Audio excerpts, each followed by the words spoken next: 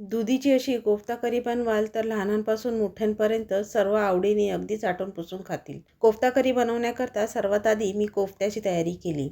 दुधी एकदम बारीक किसून घेतला आणि त्यातलं सर्व पाणी एकदम पिळून काढलं. नंतर त्यात बारीक चिरलेला कांदा, आलं लसूणची पेस्ट, हळद, धने पावडर, जिरे पावडर, थोडा गरम मसाला आणि आपला कांदा खोबऱ्याचा मसाला आणि चवीनुसार मीठ टाकलं. नंतर या मिश्रणात पाणी न घालता मावेलीतपत चण्याचं पीठ टाकून ह्याचे गोल गोल गोळे तयार करून घ्यायचे आणि मिडियम गॅसवर छान ऑइल फ्राय करून घ्यायचे. दुधी भोपळ्यात पाणी जास्त असल्या कारणाने यात पाण्याची गरज लागत नाही आणि पाणी पूर्ण नितळून काढलं तर छान गोल गोल कोफ्ते होतात. कोफ्ते छान ब्राऊन रंगावर खरपूस असे फ्राय करून घ्यायचे.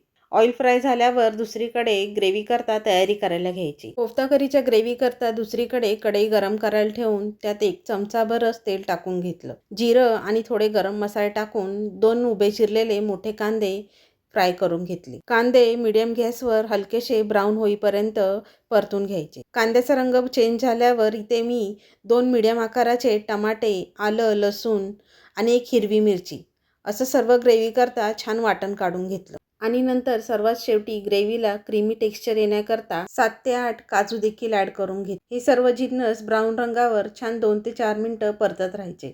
नंतर हे सर्व जिन्नस थंड करून मिक्सरला एकदम बारीक ग्रेव्ही करून घ्यायची. आता कोफ्ता करीच्या ग्रेव्ही करता कढईत 2 पळ्या तेल गरम करून घेतलं.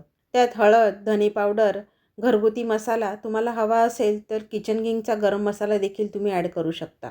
आणि सर्वात शेवटी लाल मिरची पावडर ॲड करून मिक्सरला बारीक केलेली ग्रेव्ही तेलात छान परतून घ्यायची. अगदी तेल सुटेपर्यंत 5 ते 10 मिनिटं छान परतत राहायची. चवीप्रमाणे मीठ देखील ॲड करून घ्या परतत असताना. ग्रेव्हीला तेल सुटायला लागल्यावर लागेल इतपत पाणी टाकून वरून कसुरी मेथी हलकीशी भुरभुरायची. काजूमुळे ग्रेव्हीला छान क्रीमी टेक्स्चर आलंय बघा. ग्रेव्हीला 5 मिनिटं छान उकळी आल्यावर वरून कोफ्ते सोडून घ्यायचे ग्रेव्ही. 31च्या पार्टी करता हा एक छान मेनू ठरू शकतो व्हेज लोकांसाठी. व्हिडिओ आवडल्यास लाईक व शेअर करा.